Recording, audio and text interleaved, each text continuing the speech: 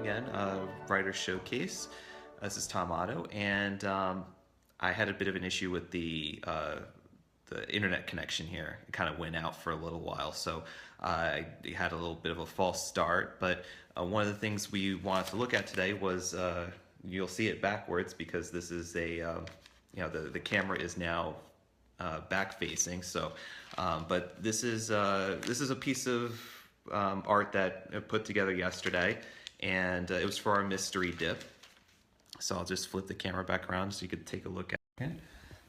Okay, so this was done yesterday. I did this on Tomoe River paper, and this was done using fountain pen inks and fountain pens.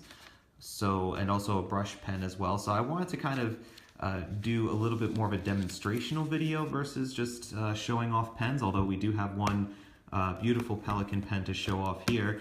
I wanted to kind of do more of a demonstrational how-to instructional video on how to do something like this yourself, just using pens and inks and you know, just general writing instruments that you have laying around here, which you know, it looked pretty good. I mean, I don't usually do this sort of stuff often, but you know, when I do, I'm always like pleasantly surprised at how fountain pen inks can be used and how versatile they are in the in using them as a piece of art or as art supplies would be. So I mean, as you can see, like some of the things that I have here in my Rhodia pad, some stuff can be pretty abstract and, you know, just more or less for like testing purposes, but you know, just kind of has some cool effects that fountain pen ink can do. So just flipping through here so I can get to the page that I was on, and what we'll do is we'll just do something from scratch. You know, we'll do something from scratch today, and I'll just you know, come up with something and show you guys how to do it. Some of the techniques that are used here. So first of all, I got my pad here. This is a Rhodia 80-gram blank pad, and the paper is not, you know, like watercolor paper, but it is suitable enough for fountain pen ink, so it's suitable enough for this application of being able to put a bunch of ink on the page along with some washes. And first things first is that this is a pen. It's a pencil that I enjoy using to lay out things. It's a Uniball Kuru Toga, and we do sell these on the website in the black version. This was a Japanese exclusive. I think that they come from Japan. This is a light turquoise model, but there's a black version we have on the website here. Cool fact about this pencil is that it has a rotating lead mechanism that when you advance the lead, it turns. And then also too is when you put the point on the lead, it also turns around too. When you put the point of lead on the paper, it turns around and allows you to keep that point ever sharp. So we could do just a little drawing here. You know what I'm gonna do is just you know, just to have something as a reference. You know, let's just draw a Lamy Safari. That's my my blue Safari here. So I'm just gonna do a quick sketch of it.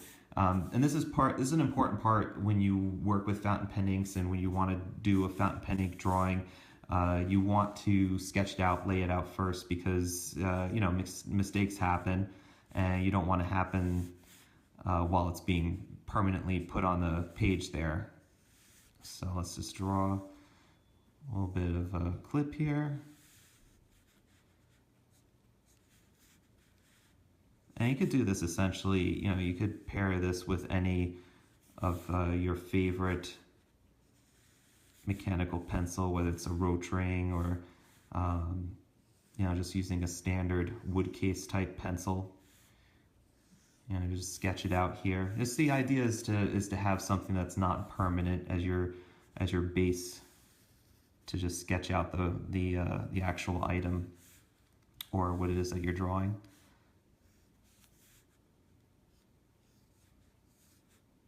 And you know, forgive me, this is going to be rough because I'm not really, you know, taking a lot of time in making this absolutely perfect, but it'll be good enough just for demonstrational purposes.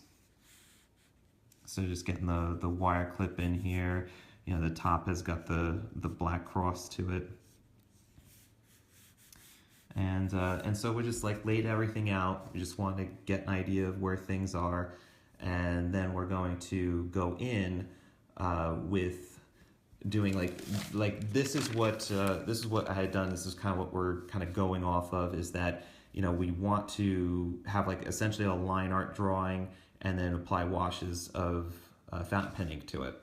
And one of the components to this is to do the black line area here, do it in a permanent ink. So what I'm going to do next is after I've done my sketch here, so I'm going to firm up the sketch by using a permanent ink. And the permanent ink I have is platinum carbon black ink in this Pelican.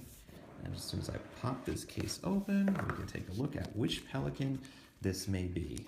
So this is a brand new Pelican. I'm taking this out of the little envelope here, pull it out of the, and it's a vibrant blue. Take it out of the wrapper. And I filled this already previously, so let's take the little tagging off here. So this is the Pelican M805 Vibrant Blue, which is a beautiful, gorgeous blue color, which I'll zoom up on here to take a look.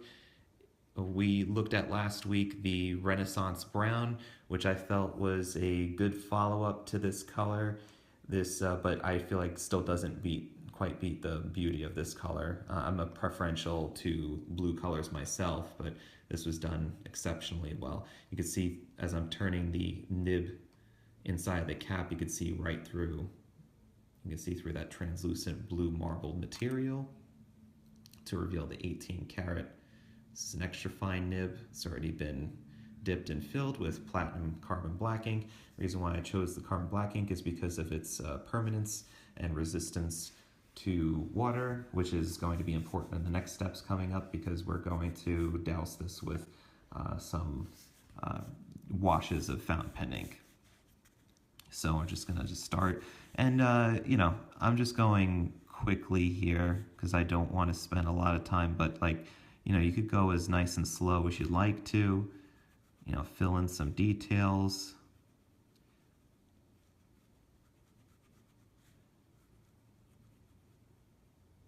But this is, the reason why I would like to do this is because, you know, fountain pens traditionally considered to be a writing instrument, but can certainly be an instrument of artistic expression as well.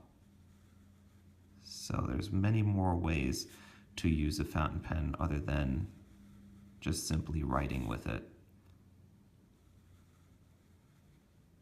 And this is something you could do in your journals, in your, like, let's say your bullet journal or your Rhodia web notebook, or maybe a Clairefontaine journal, something that can withstand having a number of fountain pen inks put on it. I mean, yeah, your paper is going to be a bit wrinkly, but it'll hold up.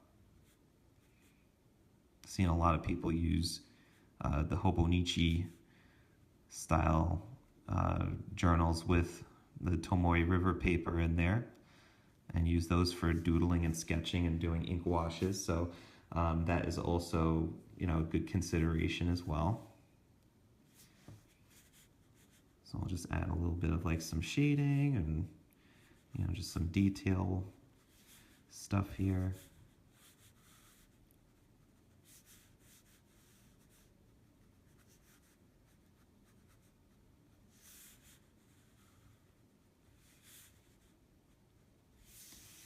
Okay, so we have our sketch has been lined with platinum carbon black, and what we could do is just kind of let that sit just for a bit so it could dry, because what we could do after that is erase the line work, because once we start going with the fountain pen ink washes, then it may smear if you decide to start going in with the eraser. So we want to clean up the areas where we had put some pencil down but didn't go over it with the pen. So I'm just kind of like testing out some areas because I don't want it to smear. So I'm not going too aggressively with the erasing. And it seems to be taking to it pretty well.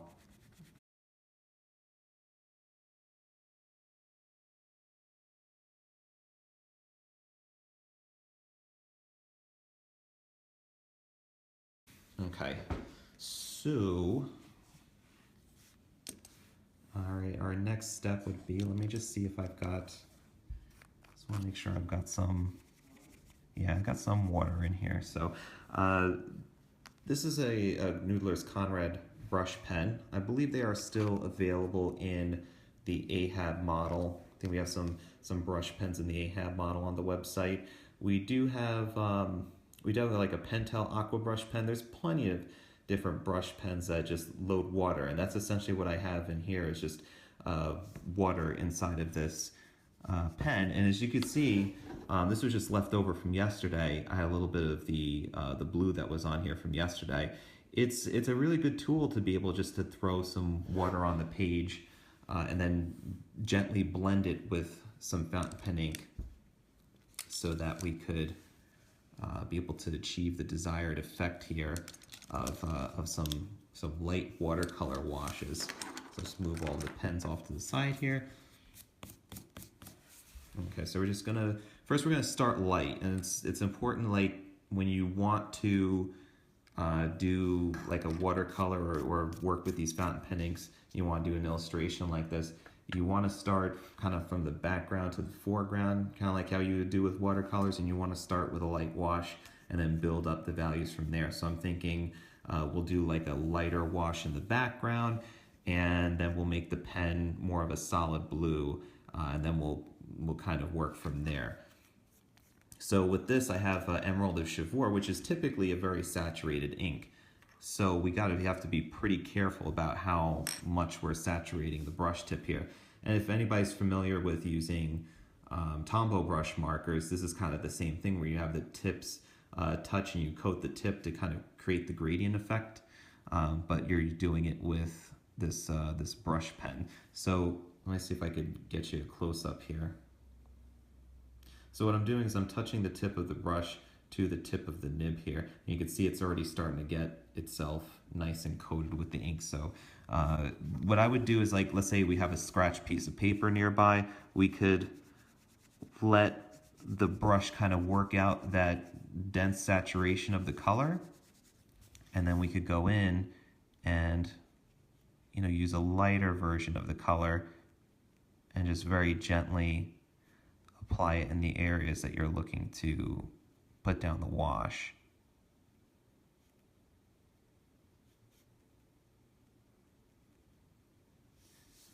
All right, so you can even pick up some more color over here, or you could take what I would even say which I forgot to bring to the conference room here, is a little cup of water, and that helps kind of wet the brush, helps change it so that you could have the transition of colors be a little bit easier, because this pen just naturally works through the color as you're using it, because it's always feeding that brush more water as you're using the brush pen. But if you want to really overload it and put some more water on there to wash it out even more, have a cup of water nearby. And then also, if you want to change inks, change ink colors, you know, you would want to grab, you know, like a little cup of water to rinse out the brush. But I'm not even filling this pen up with this ink color. I'm just using it with you know, with dabbling on the nib of the pen. So we can even do like the back here. We could create a light wash for the back of the pen. And you could see that even if I'm touching that area where I did the line art, in the pigmented carbon black, it's not smearing because it's a waterproof or water resistant ink. So that's it's one of the things that you have to premeditate before you go into this, is that you have to consider your inks, consider how they're being applied and what order they're being applied, and how they're going to interact with each other.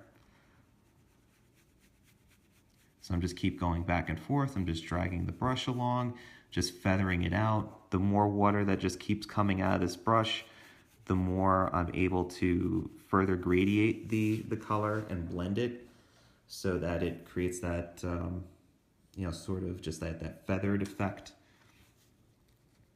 We can make the shadow underneath here a bit stronger, because this is like a pen that's sitting, and create the illusion of the pen sitting in space here. We can make the shadow underneath it a bit more stronger, and then just keep blending.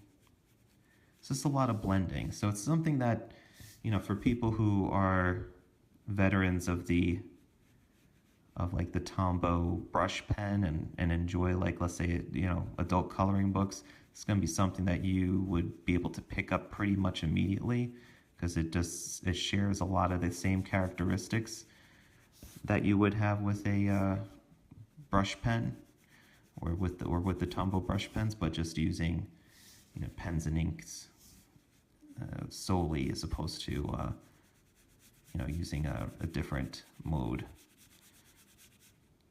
Yeah, see, so we could keep building up the values that are here as much as you'd like to, and I'd probably say that we're pretty good here with the shading underneath. All right, so we could go on to using we could use the Olmas here. Or you know what? Let's use. And this is Gentle Satin. See, I thought of it. I thought of the color. This is Gentle Satin inside this Franklin Christoph pen. And with these fountain pencils, I like to do is I like to go and kind of like pet the top part where the nib slits over here. You just gently roll the tip of the brush pen on there. And see, we got ourselves a different color of ink. We can blend it out so that we could get desired color. And I'm feeling like this is going to kind of dry out on me as I'm using it. Like I said, I used it yesterday, so I may have needed a refill on the water that's inside of this pen here, on this brush pen.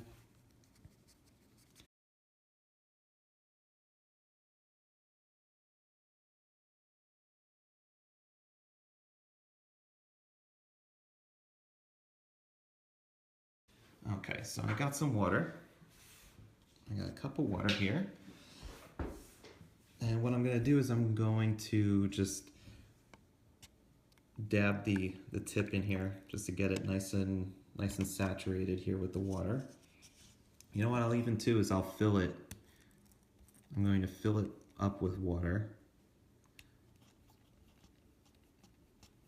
And it feels much like a piston fill fountain pen, so now we've got plenty of water in there.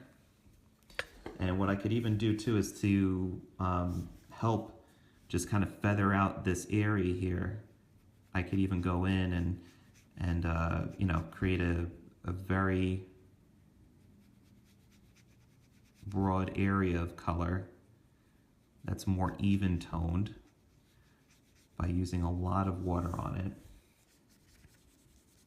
I could even go back and kind of use my little test swatches here, just if I want to bring in a very small amount of that color to put it over a larger area.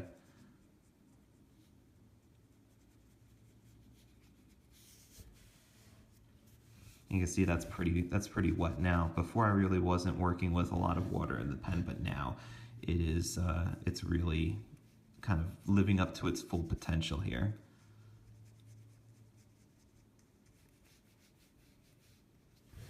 So we'll just go in, put some more here, line that here.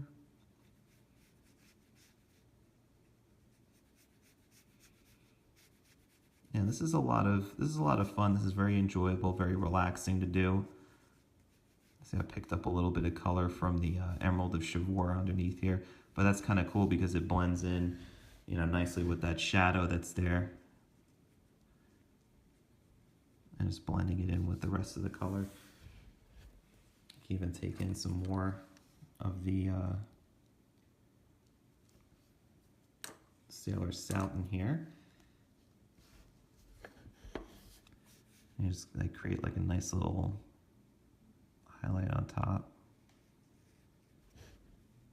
And the wet, you know, doing this on the wet paper is going to create the most interesting effect, I would feel, because it's just really, you know, it allows the ink to kind of find its way through the fibers and mix with the other colors and just kind of create some interesting little happy mistakes. You know, like some it's not totally in your control. It's like some of it is just kind of up to how the ink reacts with the water and, you know, where it's spreading out to. So that's what we have so far there. And oops, sorry. And then at any time you could always just go in and use the fountain pen itself and just kind of do a little bit of detail here. So if, like, let's say I want to do, but this may be a little bit too wet to do this, so you may have to wait to dry. But if you want to do something that was crisp on here, like if I want to write Lamy on the side of the pen, I could do that in, like, let's say a fountain pen in the color that I was using, you know, in the wash. I could do that, or I can make like a little, you know, little adjustments here and there, kind of just putting a little bit of extra ink along the way. And you can see like that it starts to bleed into the other colors where it's the most wettest. So that's kind of a cool effect too. You do that. And where's the cap to this? Or no, I had the cap here somewhere. There it is. Oh, okay. So say if I want to use this guy here, this guy's got the Lamy Petrol ink in here. I want to make this clip, you know, make it a petrol clip here. I can just fill it in using the fountain pen, just very loosely.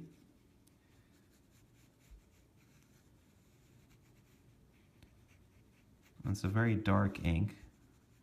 I'm not sure, I haven't played around with it to see how much water resistance it's capable of handling here, but we'll see.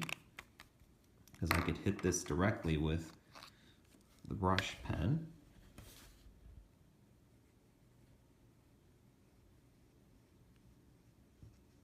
To kind of blend it in. That's another technique you could apply too, is just write it or draw it with the pen and then go over it with the brush. And you can see, you know, one of the huge reasons that carbon black is so good, platinum carbon black, is that it's really, you know, nicely water resistant. The petrol's reacting to me running it over it with a brush, but the platinum carbon black is not. It's not moving anywhere when I'm putting over a brush over it. Which I've also used too is, you could also use, like, let's say a Sakura, the Pigma micron markers. Those are pretty good to use too. They come in a lot of different tip sizes, including very small, like needlepoint tips. So there you have it right there. No moss here. I can write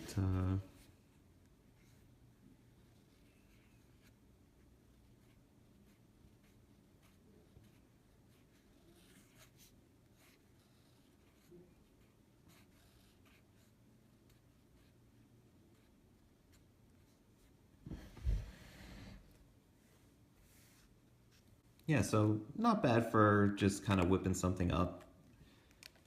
You know, it just kind of has a cool look to it. And that's essentially that's the same principles that were applied to working with this this graphic that we did for our mystery dip. And you know, basically you have what we worked through is we had our pencil layer, which to lay out everything. lay out the lettering, lay out the image that you're going to do. Then we went over it. We went over the line art with a permanent ink, like a permanent black, like we had with the Pelican 805 that was filled with the platinum carbon black. Then what we did was we took light washes. We built up the values of the wash by starting out with things that are in the background first. So we took the Emerald of Chivor, we thinned it out a lot using the side scrap. It doesn't have to be part of the actual art itself. You could always have it as a side piece of paper. You have like a whole bunch of colors, kind of like a watercolor palette, what have you. You could have them set aside there, so you could always kind of go back in with the brush, dip it with the brush, and use this a lighter dilution of the color. Then we went in and we started going into the actual item and started to build up the values using darker tones, using more of the ink, and actually going in with the fountain pen and just trimming things up here and there. This would probably work best with like this is the Tomoe River paper. This is the Rhodia 80 GSM paper, which you can see like it takes well to inks. And it took well to me doing some limited washes on it, but this is, I'm starting to kind of push it here with how it's feathering. When I put fountain pen ink on top of fountain pen ink on top of fountain pen ink, it's only going to, be so resistant until it just starts to bleed through to the other side. And another note is if you're doing this in a notebook that has thinner pages, I would put something as a backer to it, put like a piece of cardboard or cardstock to the back of it, so if it does bleed through, it doesn't bleed through your rest of your pages there. So that's just like a little safety tip. Yeah, so like I would use a more water resistant type paper like Tomoe River, or like let's say a Strathmore Bristol board, a vellum, something that's got like a bit of a thicker quality to it. Watercolor paper would also be applicable. You could use that too. So if you guys have any questions, feel free to send them on the chat screen here, or if when you're watching this on the replay of the broadcast, you can always just send us a comment or a question, and we'll answer it afterwards too. Oh, one thing I did want to mention about this Pelican. This is the Vibrant Blue, which we had received the very last pieces of stock from Pelican. It is a gorgeous, gorgeous pen. One of my favorites that came out last year. We did a full review on it. YouTube review had gotten several thousand hits, and people are head over heels about this pen. We actually had been able to get these and put them up at a lower price that matches, if not beats, any of the international retailers that typically people flock to find cheaper Pelicans. So I would definitely check them out on the website. These are typically list prices $875 for a pen like this. And I mean, you could tell this is A plus class type pen, 18 karat nib. It's your larger oversized type pen. But there's no longer can it be of a unreachable price point for a lot of people. We actually put it at a price that is really competitive, and I would definitely take a look at it. If you have any ideas or topics that you'd like me to talk about in future writer showcases, please do also send that to me too, because I'm always looking for different things to talk about, different pens to talk about, any particular lines that you guys are interested in that you would want to see featured. Always open to suggestions and ideas, so please do reach out. So with that, I close today's Writer Showcase, and wish you all a very happy day and have a good weekend. All right, take care, guys.